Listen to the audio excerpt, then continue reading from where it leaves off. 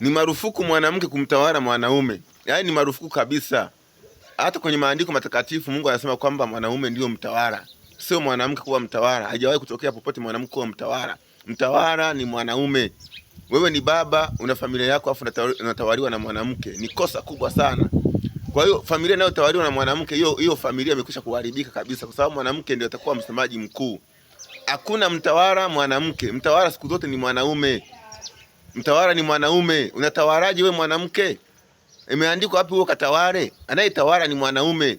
Na wewe uweze kumpa mwanamke, wewe mwanaume uweze kumpa mwanamke akutawale, familia yako itawale. Au taifa lako taifa litawaliwa na mwanamke. Hiyo taifa linalotawaliwa na mwanamke limelaaniwa. Na wewe utakaye kumpa mwanamke kula akutawale, unakosa kubwa sana.